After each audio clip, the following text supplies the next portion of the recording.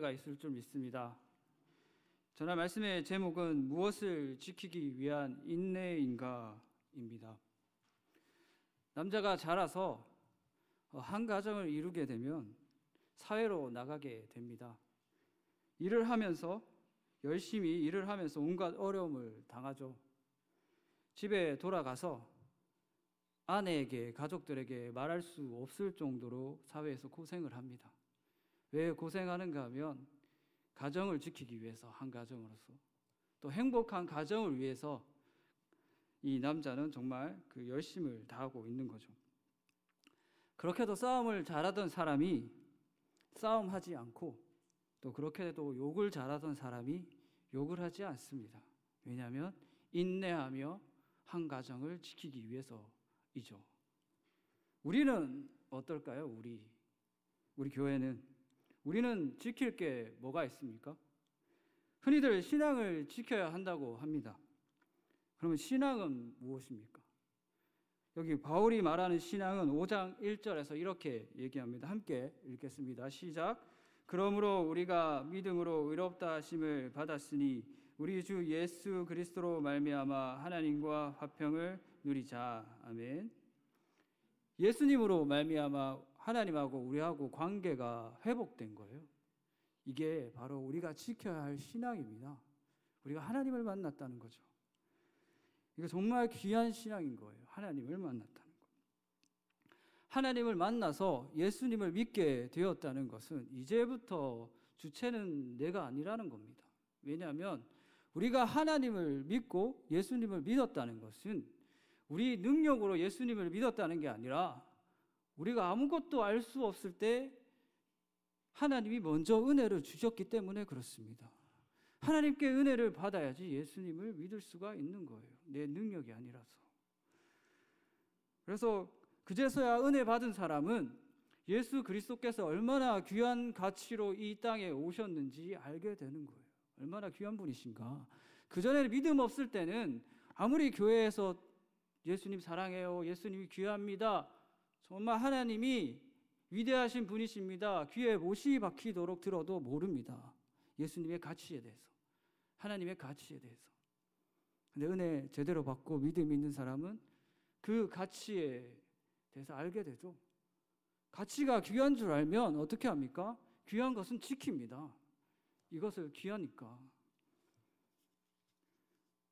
그런데 우리가 예수님 믿었다고 해서 처음부터 이 가치를 알게 되는 게 아닙니다. 아이가 처음에 이 세상에 태어나면 돌잡이를 합니다. 돌잡이. 1살이 되었을 때 돌잡이 하죠. 부모님께서 이제 물건 여러 가지 이제 여기 깔아놓고 아기가 뭘 잡는가 이렇게 보잖아요. 저는 어렸을 때 돈을 잡았다고 하는데 목사가 되었습니다. 목사가 돈을 좋아하면 사꾼인데 안 되겠죠. 아이가 이제 물건을 집어요. 그 상에서.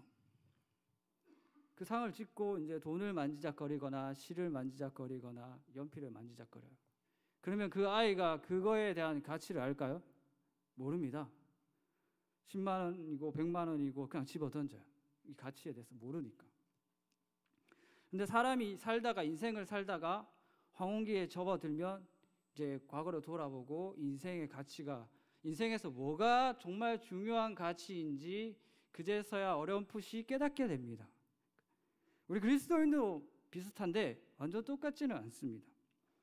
우리 기독교인들은 교회 다닌 연수에 신앙이 비례하지 않습니다. 절대로 비례하지 않습니다. 교회 정말 오래 다녀도 귀한 가치를 모르는 수가 있어요. 아예 믿음이 없기 때문에. 교회 아무리 오래 다녀도. 근데 정말 신앙이 깊다는 이야기는 뭔가 하면 하나님께서 우리에게 가르쳐 주신 그 가치에 대해서 내가 이것을 얼마나 지키려고 했던가, 내 손해를 봐가면서 나를 버려가면서 하나님께서 주신 것을 귀한 줄 알고 막 지키려고 하는 거예요. 지키면 지킬수록 힘듭니다. 그래서 바울이 로마서에서 얘기하는 거예요. 너희한테 인내가 필요하다. 예수님께서 주셨지 않냐, 귀한 거. 그러니까 너희가 인내해라. 귀한 거 받았다. 그렇게 얘기하는 거죠. 그래서 그것을 지키려고 하는 사람은 비록 자기가 그것을 지키다가 박살이 나고 깨지고 넘어져도 다시 하나님께서 일으켜 주시기 때문에 끊임없이 연단되어 가는 거예요. 끊임없이. 그리고 이 귀한 가치를 아는 사람은 끊임없이 자기 것을 내어드립니다. 여기서 우리가 잘 생각해야 되는데, 여기서 자기 것이라는 것은 시간과 자기가 가진 것 모두를 총칭하는 말입니다.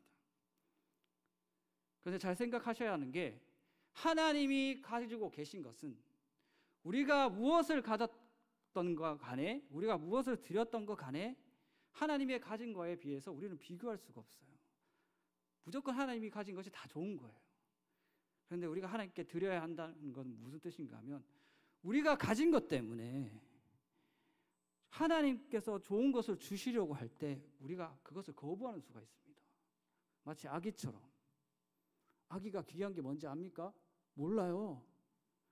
아빠, 엄마는 아는데 아기는 이게 귀한지 몰라요. 아기 손에 있는 걸 내려놔야지 귀한 걸 가질 수가 있는 거죠. 그리고 끊임없이 드려야 돼요. 하나님한테. 내 안 좋은 것도 다 드려야 되는 거예요.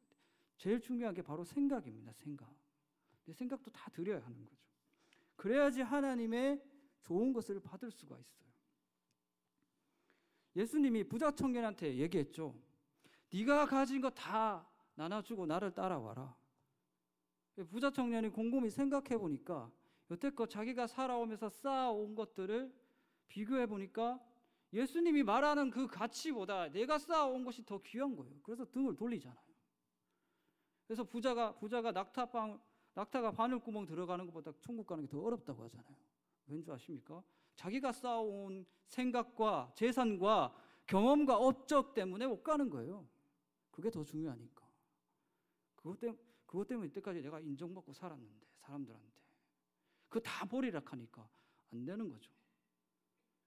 우리는 다 버려야 합니다. 우리가 가진 것을. 그래야지 하나님께 좋은 것을 받을 수 있고 인도함을 받을 수가 있는 거예요. 따라서 교회는 믿음으로 알아먹는 이 가치에 대해서 자신을 버려가게 됩니다. 그것을 성경은 죽음이라고 얘기합니다. 우리는 항상 죽음에 넘겨지게 되어 있어요. 죽음에. 한 번이 아니라 숱하게. 아브라함이 하나님한테 부르심을 받고 그 넓은 땅을 이동할 때 아브라함은 하나님한테 불순종한 적이 되게 많았어요. 그게 바로 죽음이거든요. 그럼에도 불구하고 하나님이 끝까지 잡고 끌고 가시면서 아브라함에게 하나님이 말씀하신 가치가 얼마나 귀한지 깨닫게 해주셨어요. 그래서 말년에 자기 아들 갖다 놓고 잡으려고 했던 거예요. 자기 아들보다 하나님이 명령하신 게 더 귀하니까. 자기 아들의 죽음조차 구해줄 줄 믿었으니까. 그렇게 의지하게 되는 거죠.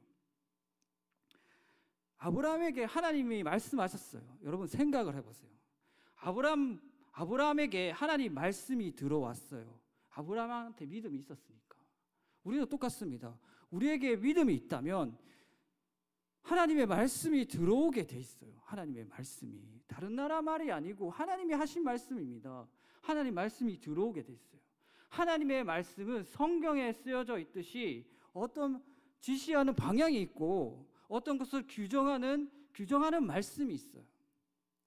그런데 대다수의 사람들이 그것을 지키지 않습니다. 거의 대부분이, 거의 전부가 안 지킵니다. 하나님이 하라는 대로 하지 않고 하나님이 이게 이거다라고 정의해도 그것을 믿고 의지하고 그대로 생각하지 않습니다. 근데 여기서 믿음 있는 사람하고 믿음 없는 사람하고 두 가지고 분류되는데 뭔가 하면 믿음 있는 사람은 내가 하나님한테 불순종하고 있구나라고 알고 있어요. 그래서 끊임없이 통탄하죠.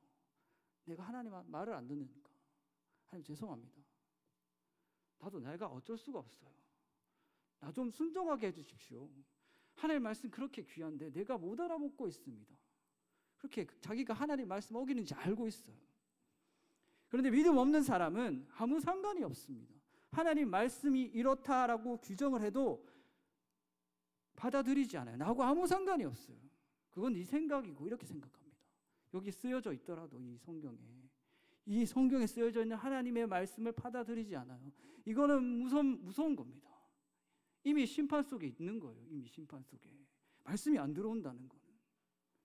하나님 말씀은 어떻게 하라가 있고 어디로 가라가 있고 무엇이 무엇이다라고 규정하고 있어요. 나는 그렇게 생각하지 않고 그렇게 행동하지 않는다는 거는 지금 말씀하고 나하고 완전히 떨어져 있다는 증거입니다. 징벌을 받고 있다는 거예요. 징벌을.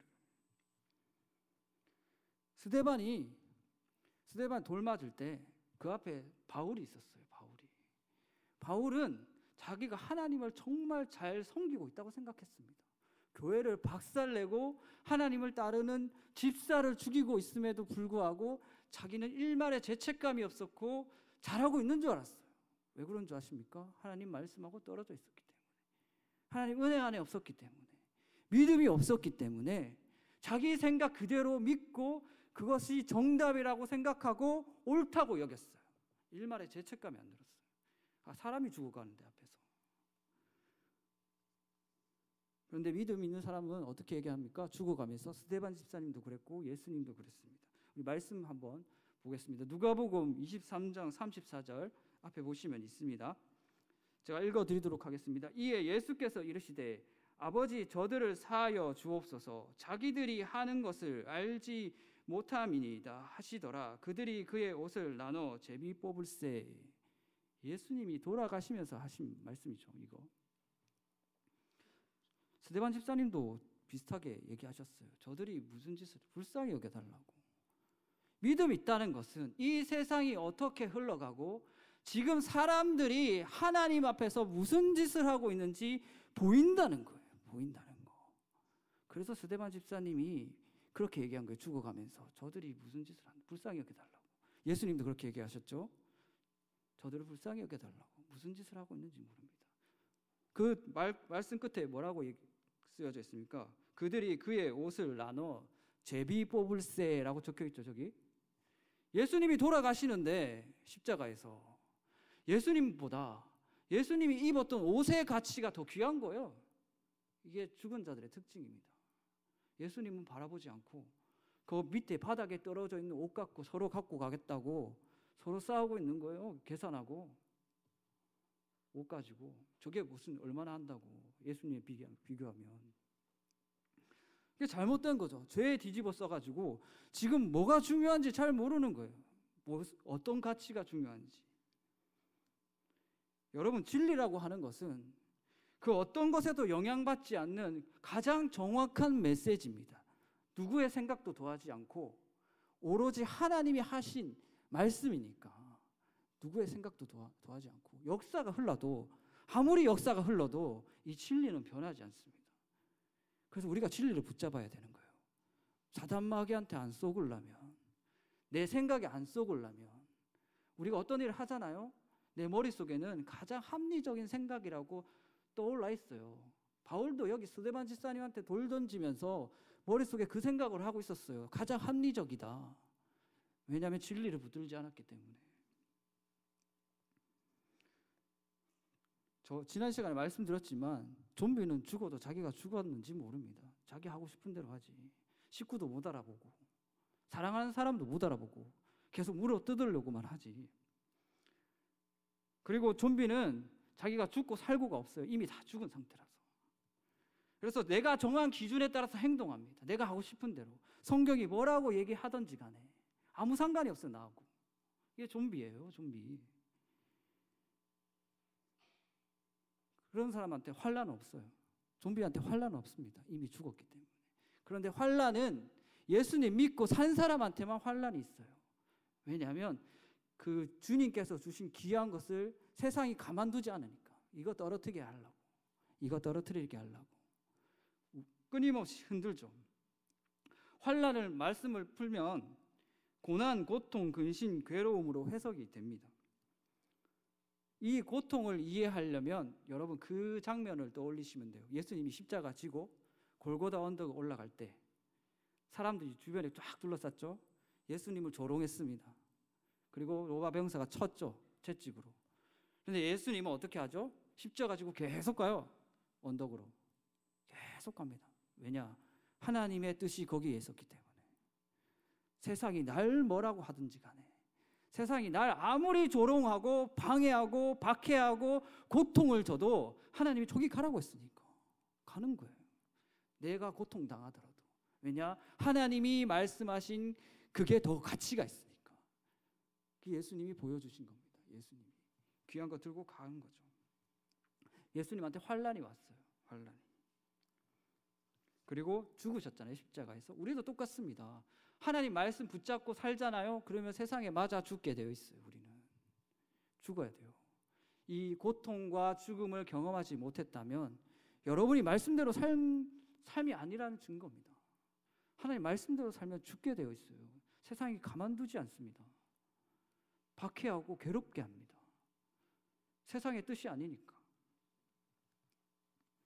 환난이라고 하면 어떤 사람은 오해를 하시는데 내 재산이 탕진되고 병에 걸리고 어떤 위험을 당하면 그게 환난이라고 생각하는데 아닙니다.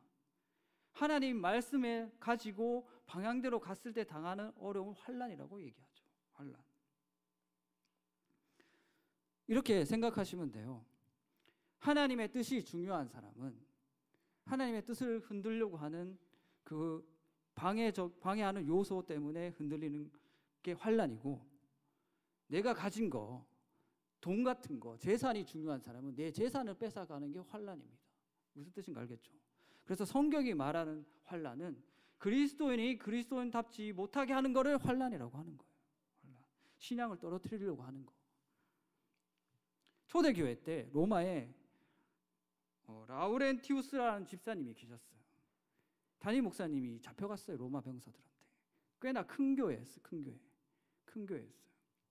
그래서 이제 로마 시장이 그 교회에 재산이 많다는 걸 알고 담임 목사님을 구속하고 재산을 뺏으려고 가는 와중에 집사님이 편지를 써가지고 잠깐 기다려 달라. 우리 교회 재산을 정리할 시간이 필요하다. 이렇게 편지를 썼어요. 조금 시간을 벌었어요. 그 시간을 번 사이에 집사님이 어떻게 했는가 하면 그동안 돕고 있던 가난한 사람들한테 다 나눠줬어요. 교회 재산 처분해가지고. 그래서 로마 시장이 병사들 끌고 교회에 딱 들어갔을 때 문을 활짝 열면서 한 소리가 교회 보물이 어딨냐라고 물었어요. 집사님한테.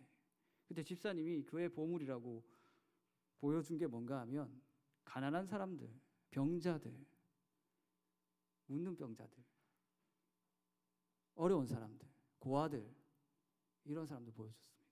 이게 우리 교회 보물입니다. 왠지 아십니까? 그게 하나님의 뜻이니까. 그게 하나님의 뜻입니다. 그때 초대교회 때 진짜 실제로 일어났던 사건입니다. 오늘날 안타까운 것은 이런 고난을 겪는 경험이 거의 없다는 겁니다. 교회에. 복음을 전하다가 무시당하고 하나님께서 주신 귀한 뜻을 지키려고 하다가 어려움 당하고 그런 게 잘 없는 거죠. 예수님도 마찬가지 아닙니까? 예수님도 이 땅에 오셨을 때 높은 사람들하고 어울려 다니는 게 아니라 높고 잘나고 부자 이런 사람들하고 어울려 다니는 게 아니라 가장 밑바닥에서 가난한 사람들, 소외된 사람들, 그런 사람들하고 어울려 다녔습니다. 오죽했으면 그 바리새인들이 지적하지 않았습니까? 저 사람은 세리와 창녀하고 같이 있다. 밥을 먹는다. 세리와 창녀하고 예수님이. 근데 오늘날 교회는 어떻습니까? 그렇게 삽니까? 아니잖아요. 그러니까 힘을 잃어가는 거예요. 하나님 뜻대로 살지 않으니까. 예수님이 세우신 교회가 예수님하고 반대로 살면 그거는 교회의 정체성을 잃어가는 증거입니다. 교회의 정체성을. 제가 어렸을 때 그런 교회 누나를 본 적이 있어요. 집안 전체가 남녀 호랭개교를 외우는 그 종교를 믿는 그런 집안이었어요. 근데 그 누나 혼자 교회 다녔거든요. 맨날 맞고 다녔습니다. 어느 날 그 특송을 하는데 다니엘이라는 소리엘 가수가 부른 다니엘이라는 찬양이 있어요. 그걸 앞에서 혼자 부르는데 저 아무것도 몰랐거든요. 제가 10대 때였는데 그때 그 누나 딱 보는 순간 저 누나한테 뭐가 있다. 그 생각이 들더라고요. 저 누나한테 뭐가 있다. 근데 지금 와서 생각하면 그 누나한테 귀한 것이 있었습니다. 하나님께서 주신 귀한 신앙이 있었습니다. 자기가 맞아가면서도 손에 봐가면서도 끊임없이 교회에 나와서 하나님의 말씀을 들으려고 했던 그 신앙, 그걸 가지고 있었어요, 그 누나가. 그래서 그 누나한테는 소망이 있는 거죠, 소망이. 다니엘을 왜 불렀는지 알겠더라고요. 사자굴에 있었던 거예요, 누나가. 사자굴에. 다니엘이 사자굴에 들어가도 살았지 않습니까? 환난을 당해도. 그 말을 바울은 로마서 5장에서 이렇게 얘기합니다. 우리 함께 읽어볼까요? 로마서 5장 3절부터 4절 시작. 다만 이뿐이 아니라 우리가 환난 중에도 즐거워하나니 이는 환난은 인내를, 인내는 연단을, 연단은 소망을 이루는 줄 알미로다. 아멘. 그렇습니다. 교회는 환난을 통해서 하나님을 만납니다. 문제 해결보다 우선순위에 있는 것이 바로 이것입니다. 다니엘이 사자굴에 들어갔고 새 친구가 불구덩이에 들어가서 살았다. 이거보다 더 위에 있는 게 뭔가 하면 저들과 하나님이 함께 계셨다. 교회는 이것을 환난을 통해 경험하게 되어 있습니다. 우리한테 붙어 있는 불필요한 것들이 있죠. 내가 순종하지 못하는 것들, 내가 끊지 못하는 것들 다 환난을 통해서 끊게 되어 있습니다. 내가 맞으면요, 큰 병에 걸리면 내 앞에 있는 그 큰 병밖에 안 보여요. 그런데 편안하고 부유하고 진짜 안정되면 오만 사방의 것들이 보이는 게 너무나 많습니다. 복잡해요, 삶이. 근데 뭔가 뻥 맞잖아요. 그러면 내 앞에 주먹밖에 안 보여요. 이 주먹만 치워줬으면 좋겠는데, 이 병만 나았으면 좋겠는데, 그거 위해서 하나님한테 빌잖아요. 생활이 간단해집니다. 삶이 간단해져요. 환난이 우리를 그렇게 만들죠. 소망이 생기는 거예요. 이때껏 하나님 바라보지도 않았는데 딱 맞자마자 하나님 딱 보고 기도하기 시작하는 거죠. 하나님 살려주십시오. 하나님 살려주십시오. 그래서 계속 연단되어 가는 거예요, 우리가. 그런데 믿지 않는 사람은, 특히나 좀비들은 죽기 싫어합니다. 우리가 딱 맞았을 때 하나님 바라본 사람은 자기가 내가 죽었습니다, 이제 하나님 살려주십시오 하는데, 죽은 자들은 죽었는데도 불구하고 죽기 싫어합니다. 이 세상이 너무 좋아요. 근데 끊임없이 소망하고 하나님을 소망하는 사람들은 죽는 게 더 좋습니다. 왜냐하면 하나님한테 갈 수 있잖아요.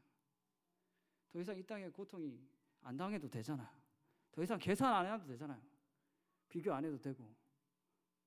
그런데 이 땅에 살면 끊임없이 비교하고 계산하고 누가 잘하네 이렇게 얘기하고 얼마나 고통스럽습니까? 그래서 정말 믿음 있고 신앙 있는 사람은 빨리 죽기 바라요. 하나님한테 가고 싶으니까. 이 세상에 미련이 없는 거예요. 그런데 믿음 없는 사람은 죽기 싫죠. 이 땅이 더 좋아요. 지옥이 더 좋은 거예요. 이 땅이 지옥이. 그렇게 사는 거죠.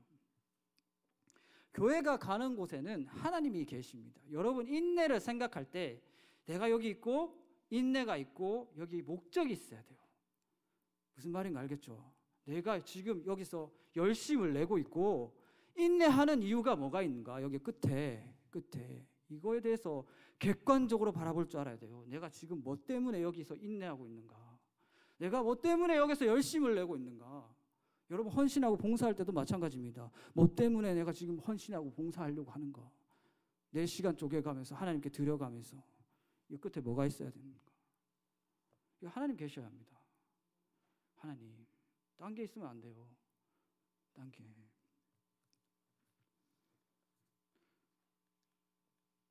우리 마지막으로 말씀 한번 읽겠습니다. 로마서 5장 5절 말씀. 시작. 소망이 우리를 부끄럽게 하지 아니함은 우리에게 주신 성령으로 말미암아 하나님의 사랑이 우리 마음에 부은 바 됨이니. 아멘.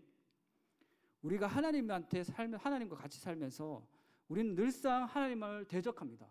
하나님 말씀 안 들어요. 불순종합니다. 그러면 하나님께서 어떻게 하시는가 하면 우리를 붙잡으시고 다시 말씀을 주세요. 아브라함에게 했던 것처럼 우리가 어려움에 처하게 되고 우리가 고난에 당하게 될 때 다시 하나님이 말씀을 주세요. 그러면 다시 우리에게 소망이 생깁니다. 그걸 여기서 바울은 뭐라고 하는가 하면 성령께서 가르쳐 주신다. 성령께서 부어 주신다. 물처럼. 그리고 하나님이 우리를 사랑하셨다는 것을 가르쳐 주신다고 5절에서 말씀하고 있는 거예요. 하나님의 사랑이 우리 마음에 부은 바 됨이니. 하나님이 우리를 사랑하셨다는 게 진짜가 되는 거예요. 성령님이 가르쳐 주실 때.